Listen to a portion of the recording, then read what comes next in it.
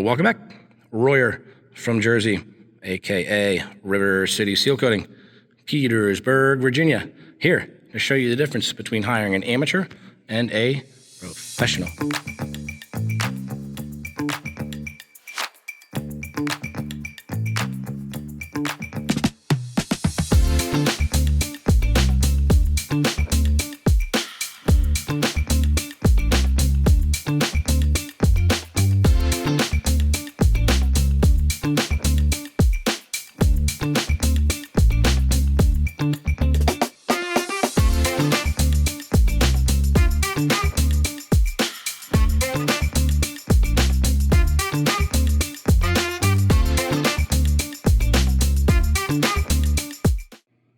Check it out.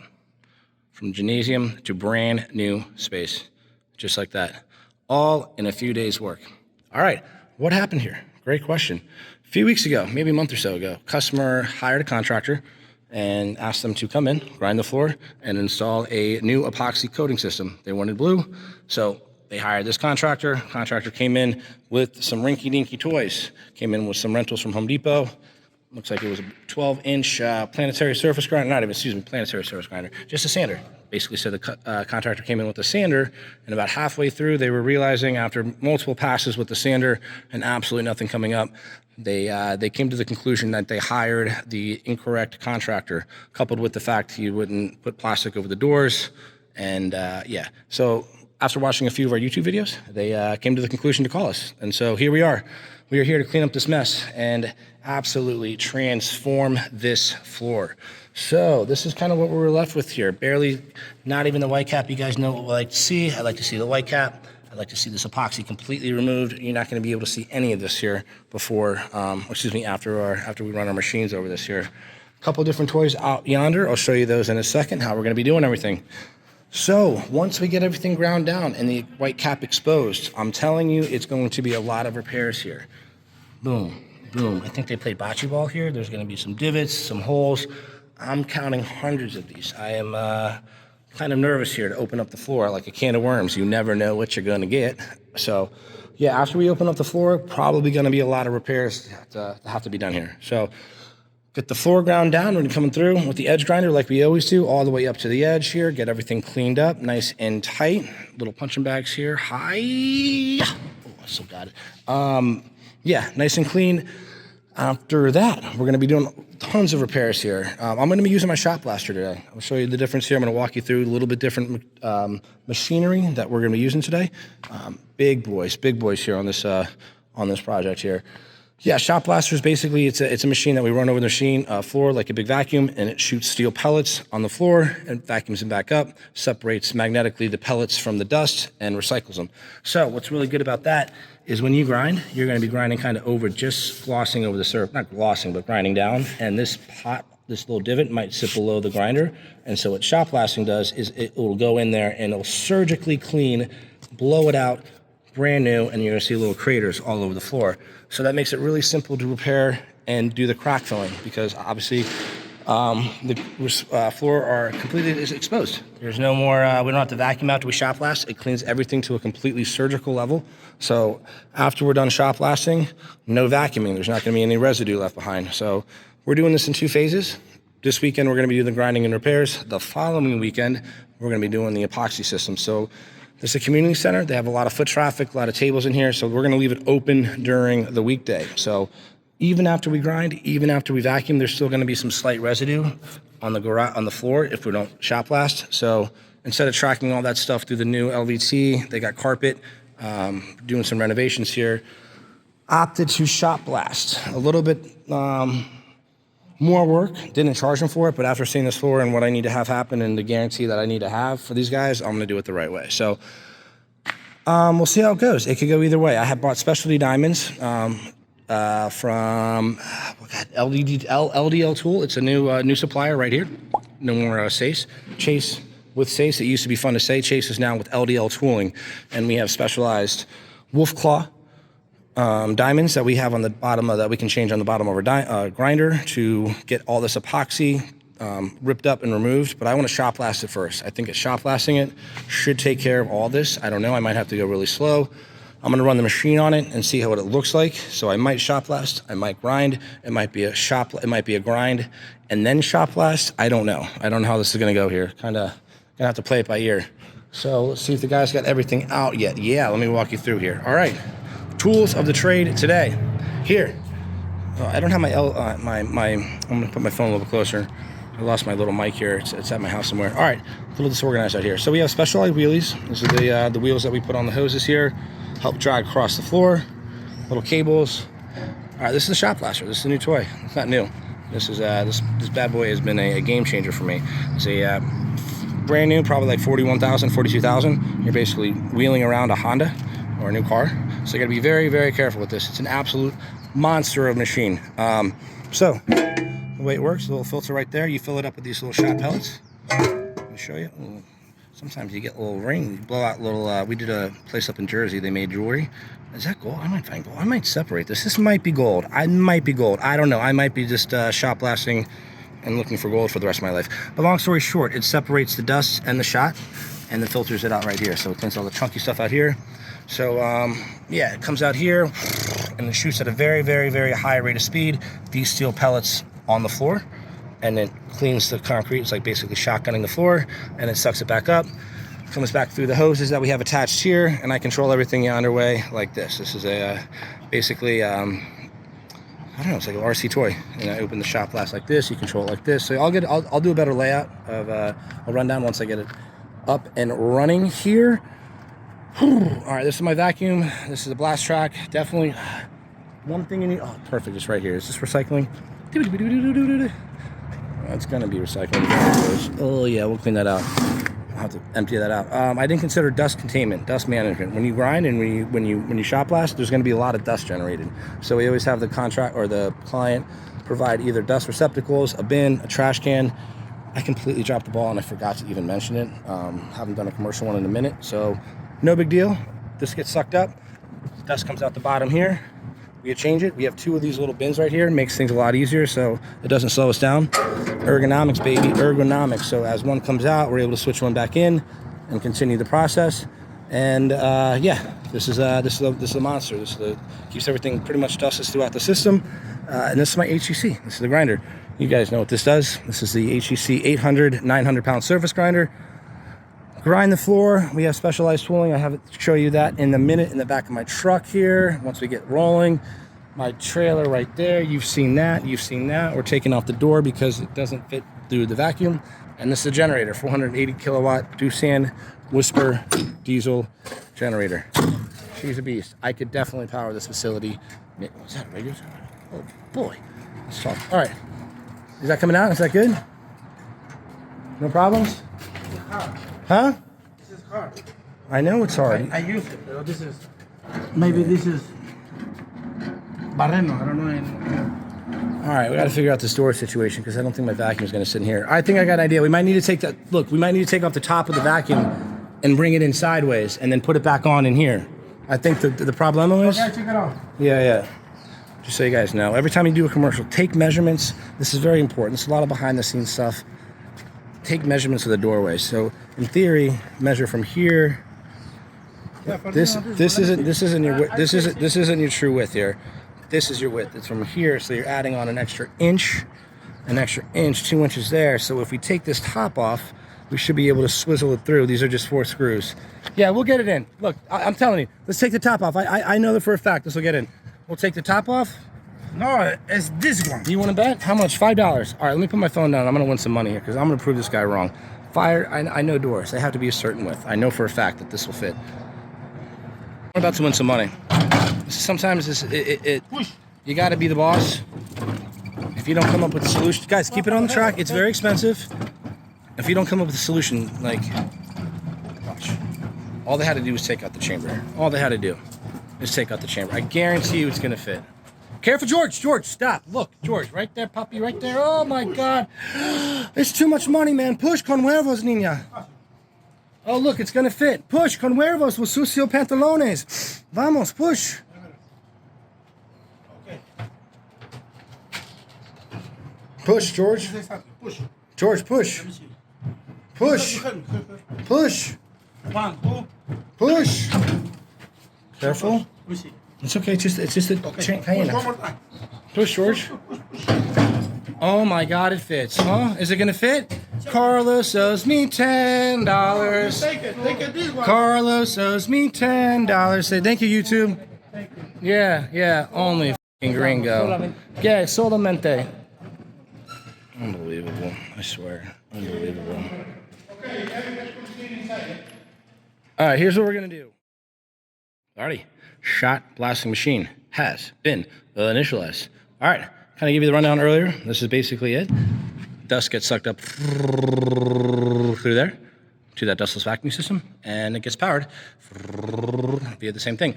So these are the cords that we have to run across the floor. So we made these little dollies to help with ergonomics and dragging across the floor. So when we run it doesn't drag the floor too hard, easier to move. So basically, I'm gonna go ahead and, sorry guys, moving louder.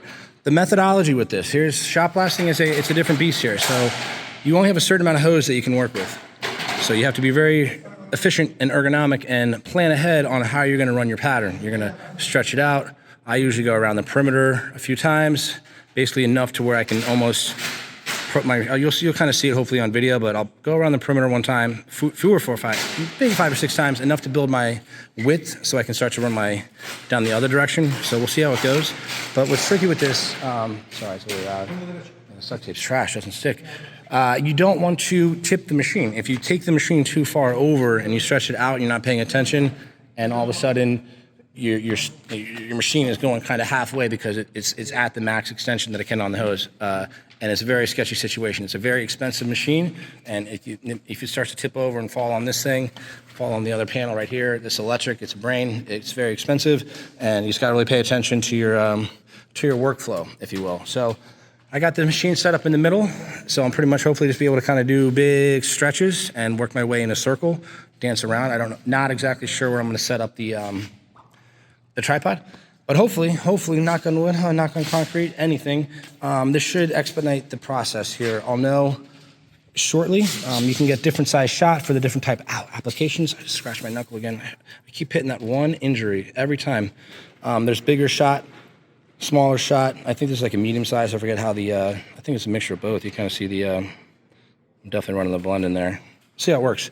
But that should make quick work of this, and it should completely surgically clean all these little holes and divots, as my grinder wouldn't necessarily go over all of them depending on the depth. So it's gonna leave those perfectly clean for us to go ahead and repair with, and should go through this epoxy coating. It's a very high powered machine, 12 inch, I think it's a 10 inch blast pattern, 8 inch blast pattern, I forget. But we'll see how it goes here. I get so nervous when I use this stuff. It's very expensive and it's unforgiving, and you haven't used it in a while, so I don't know exactly how it's gonna work. Last time, not a few times, but how to do there was an impeller repair. Basically, there's wear parts and all this stuff. There's a big, basically looks like a flywheel, and it shoots out. That's what spins and shoots the shot out. And had an impeller break on that, so I had to break this thing down, fix it on the job. Jason walked me through that. So a lot can go wrong really quickly. But you don't need to care about my problems. You're here to watch the videos and watch the transformations, right? Great. So am I. Let's see what happens.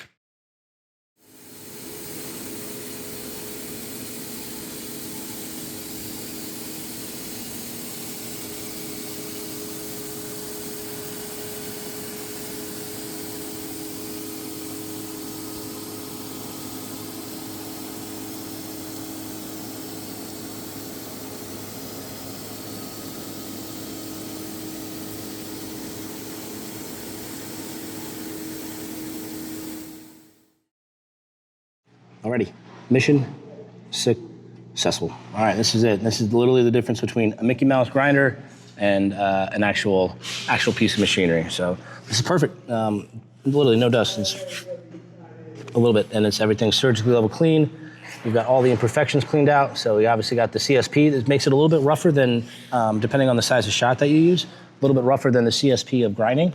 And as well as you don't have to vacuum, as well as you get all the stuff in between all cleaned out. So all in all, 1,000% more efficient than a little curve there. Yeah, so I'm gonna go around the curve. Kind of got everything's dialed in.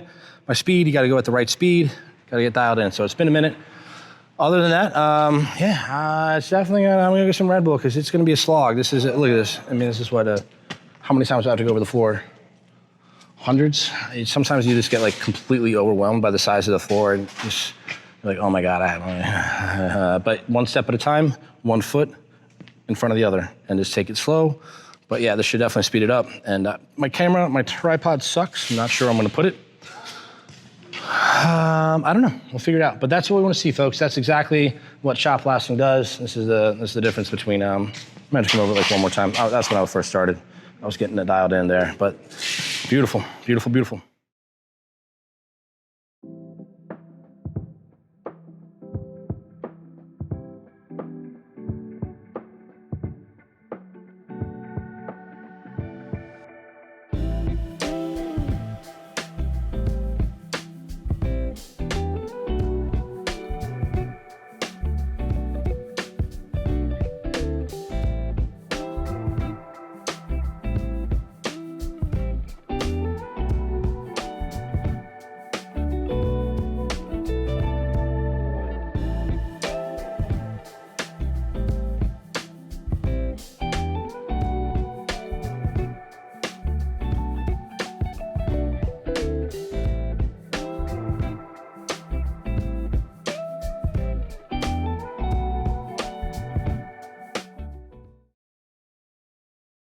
Alrighty, this floor has officially been turned into dust. That's what it looks like.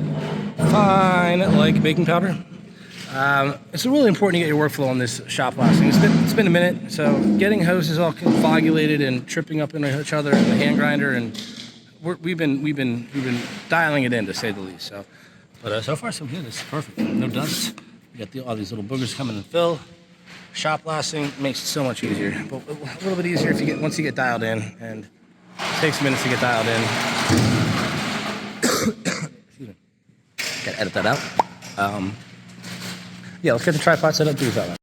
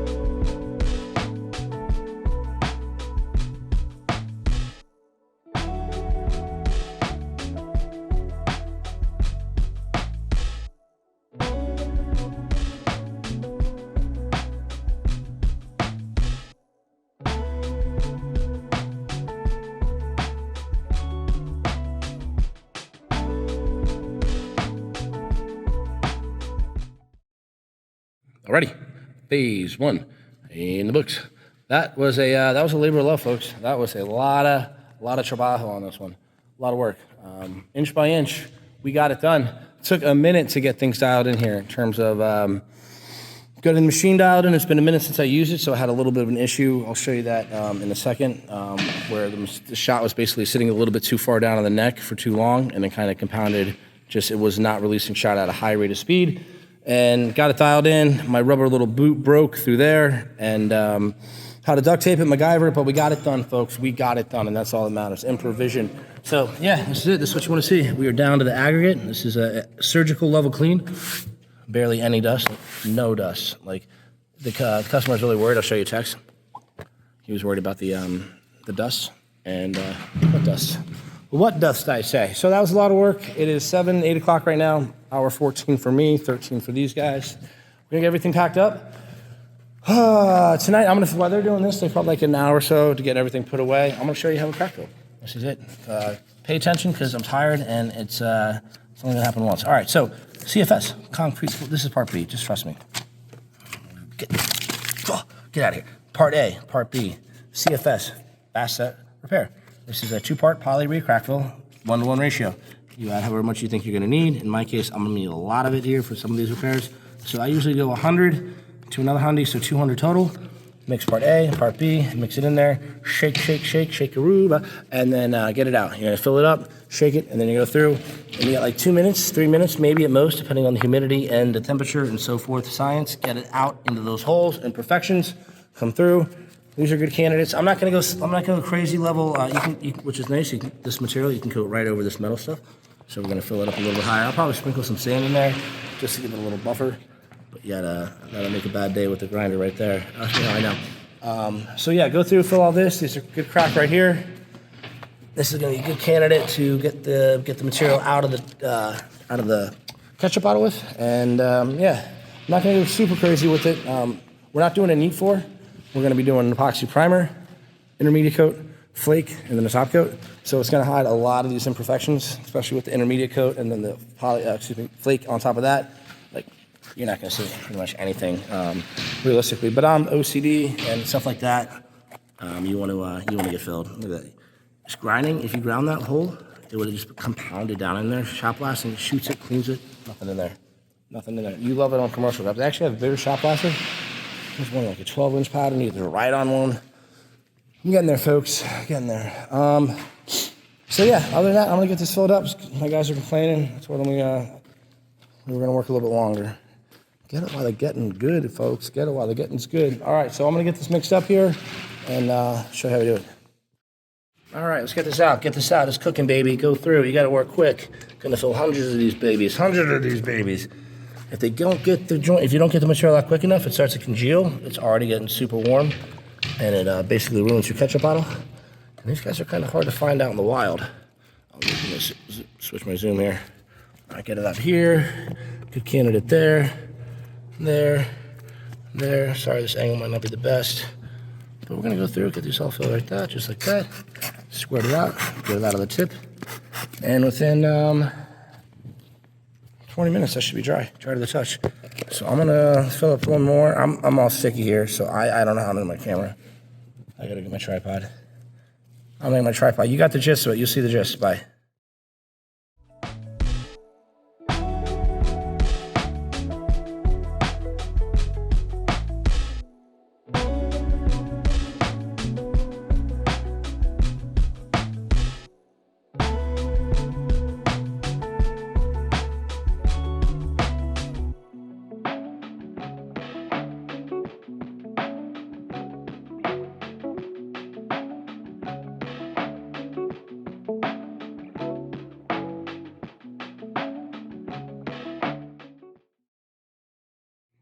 Eight 32 p.m.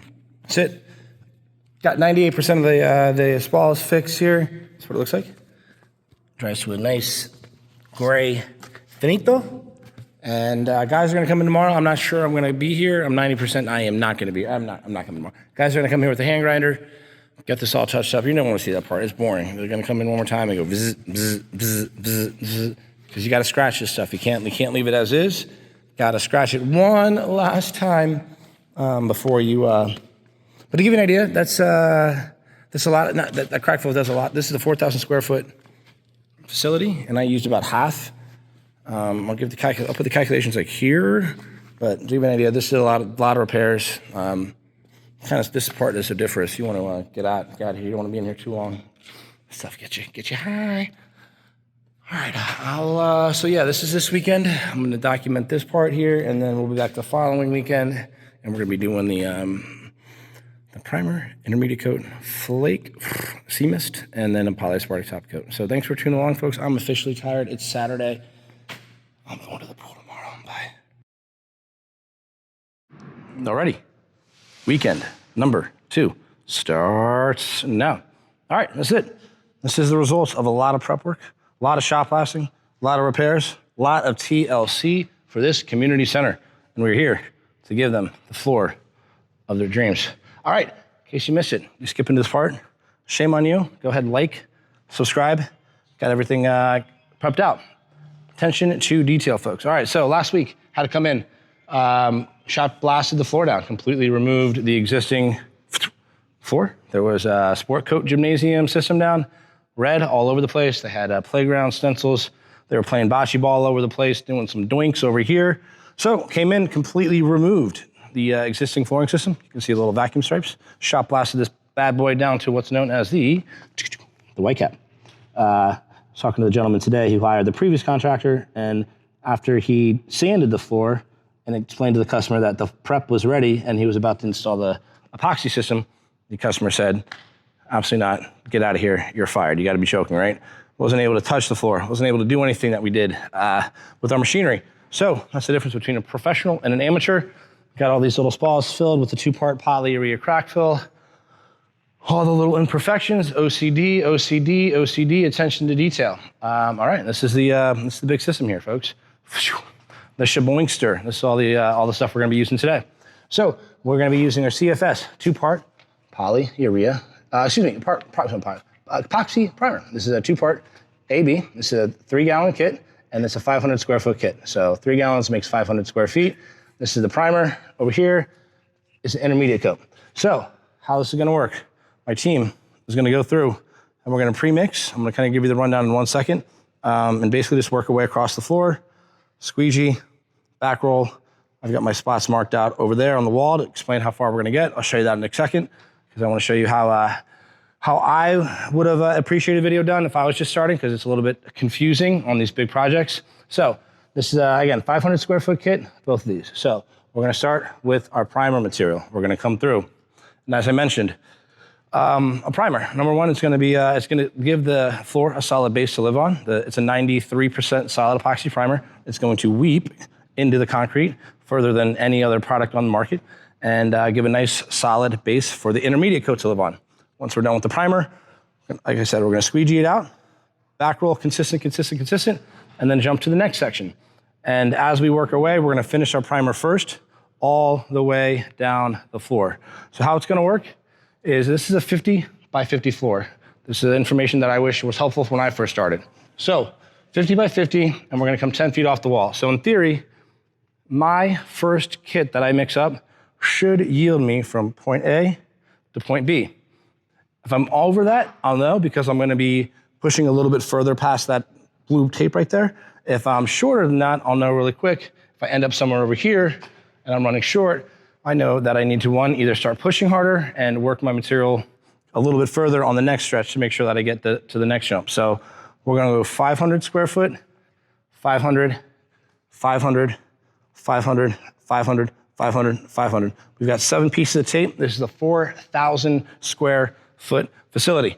So primer's easy. Primer's your little cheater code, because you're gonna know exactly kind of how the material works. If you're hitting your mark with the primer, you are guaranteed to hit your mark with the intermediate coat, because the primer's down, you're not gonna use as much material. So when I'm squeegeeing and am I back rolling, and if I make it to somewhere, let's say I make it a foot or two past the primer on the wall, then I'll know I'll have enough material for my intermediate coat, because intermediate, you're gonna use a little bit less than the primer coat. So primer all the way across the floor. Once we're done, we can come back. We're gonna do an intermediate coat. Mix up the same process, A, B, and I'm gonna lay down my intermediate coat. And so here's where it starts to get a little bit tricky, is you're on a timer now. So you have about 45 minutes to 50 minutes, or depending on the temperature and whatnot, to get your flake down into that intermediate coat. So when I squeegee and I back roll, I'm gonna start throwing my flake. I'm gonna start throwing my flake left to right, left to right, left to right. As I make my way to the next section over here, I wanna already have an intermediate coat mixed up, squeegeed, and ideally back rolling. So when I throw my flake all the way over here, I want a typewriter, back over here, and this area should already be back rolled for me. I need this to be done so I can continue to work my flake, throw my flake right here, and I'm gonna tell the guys, hey, mix up another intermediate coat, and we're gonna mix up another intermediate coat, and we're gonna pour it out ribbon style right here, and hopefully I've got 4 people here today, 3 people. I've got my boy Carlos, I got my beautiful brains and beauty and brawn wife, she's outside. She's the one who does all the math, I just do all the labor. I'm just a worker bee. Look at that, she's over there. Wheeling and dealing over there, out there. Let's go, let's get that apartment job. Big project coming up, in the works. You'll see soon, hopefully. Oh no, Poppy, I need to put my camera up there. Oh yeah, that's where I'm gonna put my camera. Hey, we're gonna start up there, don't worry about it. I'm just gonna put my camera up there. Anyway, so I'm digressing. So for the 3 people, I'm gonna have 2 people throwing flake, and I'm gonna probably just do my back, I'm gonna probably squeegee, because I'm comfortable with the squeegeeing, and Carlos is gonna be back rolling ahead of us. So it's gonna be Corey and I throwing the flake. Carlos should be ahead of us back rolling, and Mr. George over there handling all the mixing of it. So as we come from one section to the next section, we're going to need to make sure that the flake lines up. So if you're in a 45-minute working timer. So what I want to have happen is I'm going to, when we back roll, I'm gonna come up a little bit onto this side. I want the material to overlap a little bit. So when I throw my flake, the previous section and my new section all blend together. We don't want to have areas that have been sitting too long. The epoxy is not going to stick. So you got to kind of have a nice uniform workflow. And as you work your way across the floor, your primer's going to, like I said, primer's going to be able to tell you kind of how far you're going to get with the material. If you're hitting your marks along the way with the primer, odds are, as long as you're doing the same application, head weight, pressure with the squeegee, you're going to make it with your intermediate coat. So we went through 50 feet wide. We came out in 10-foot sections, 1, 2, 3, 4, 5, 6, 7. And so that's our goal. We need to get from point A to point B with the intermediate and start throwing the flake. So that is it. That's the rundown. I'm gonna get my camera set up over there. I'm gonna ask if I can do some FIO, Freedom Information Act requests. I'm just kidding. But see if I can get that footage up there of that camera. Probably better. But I gotta put my camera up here, and you're gonna see most of the angle from like yonder. Ooh, I think that'll work. But other than that, yeah, primer, squeegee, back roll, flake. We're throwing a lot of flakes today. Let me show you that over there. Oh yeah, sorry. We're throwing sea mist. Sea mist today, flake. This is the flake. Over here, beautiful color. Gonna transform this floor. Let me just rip a hole in here. Come here. Let me put my camera down.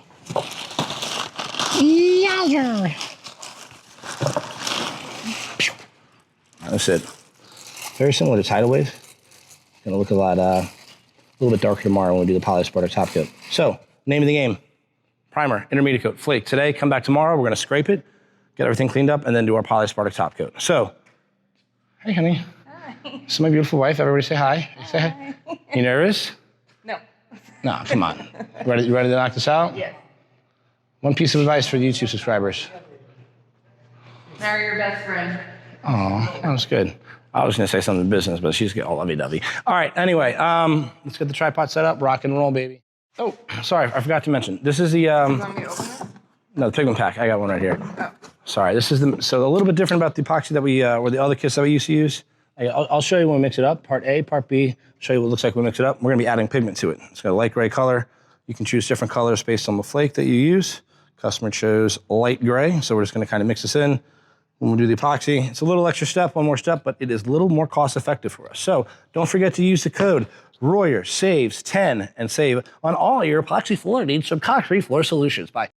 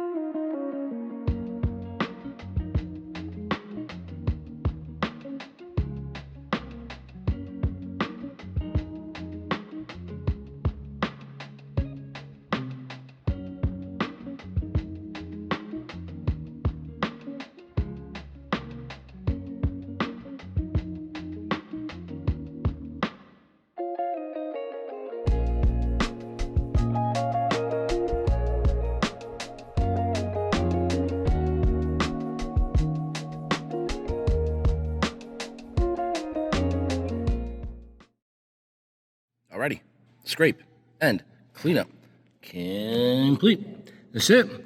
This is what you want to see before you apply your Polyaspartic top coat.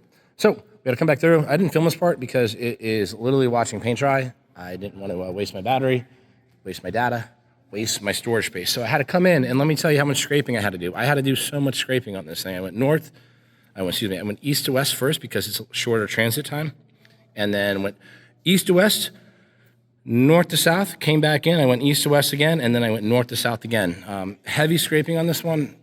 It's really important that you hit the your markers. As we discussed yesterday, we have a certain amount of material that we use per X amount of square feet. So when I scrape, it's important that I take most of the flake up. I'm not trying to get down to the bare concrete, but as you can see, there's little voids, little pockets inside of the flake.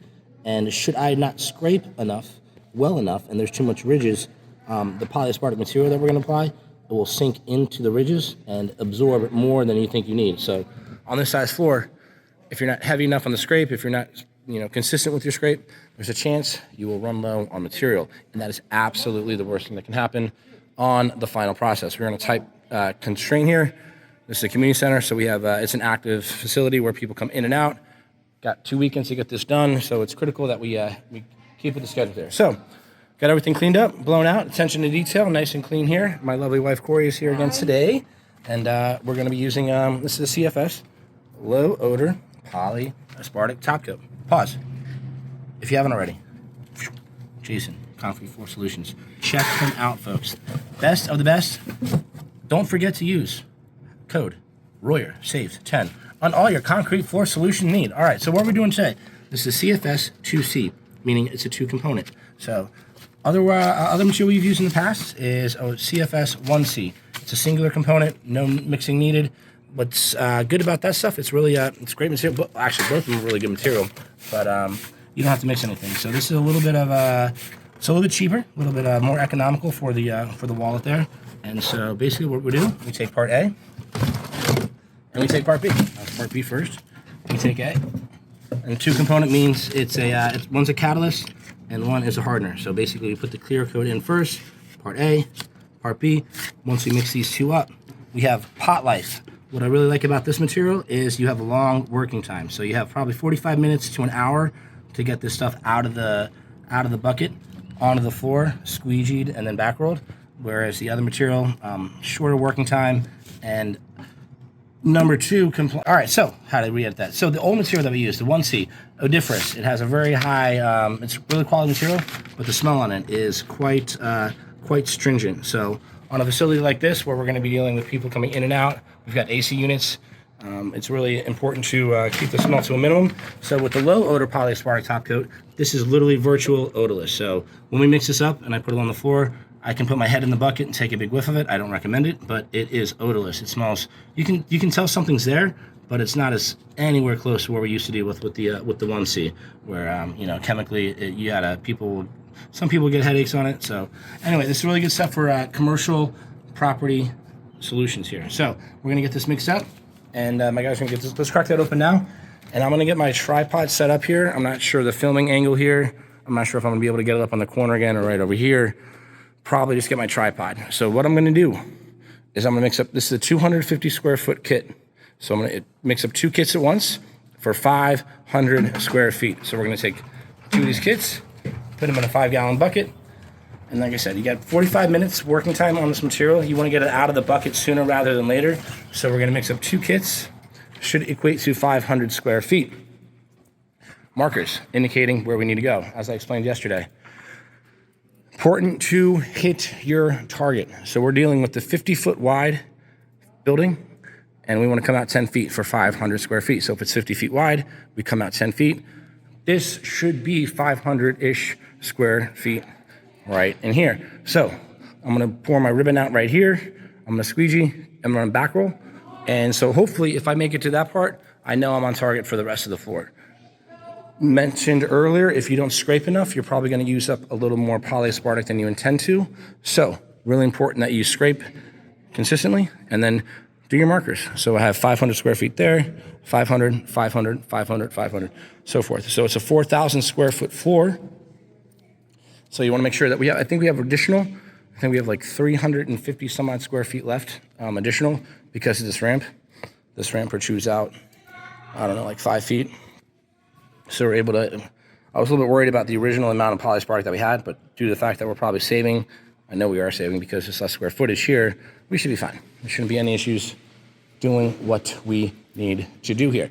So, what else with the aluminum oxide. Yeah, I gotta do aluminum oxide. What am I doing? I gotta go. Are you guys mixing up? Yeah, this is aluminum oxide. This is what we're gonna broadcast onto the floor. This is 36 grit mesh aluminum oxide. This is on a Mohs scale. Mohs is the gentleman who ranks how hard substances are on Earth, starting from 0 being talc, diamonds being the hardest, and this is aluminum oxide. So this is a really fine material. This is 36 grit. It's going to be invisible when I throw this on the floor, but I'm going to take this material and basically just do, and it's going to bounce, and it's going to hit the floor, and it's going to add traction. So where we have people walking in and out of here, you can go a little bit heavier. So I'm going to just broadcast a decent amount across the whole floor. Floor is going to have nice traction bite as is with the flake, but the aluminum oxide is definitely going to add a little bit of protection, going to add a little bit of durability and anti-slippage property. All right, so that's the game plan. We're going to get this mixed up now. We're going to be using our squeegee. Where's our squeegee? Squeegee's inside. Oh, they're all over there. Oh boy, could be a little more organized next time. All right, let me get my tripod set up. Dilly-dally, it's Saturday. I got things to do. Watch it happen.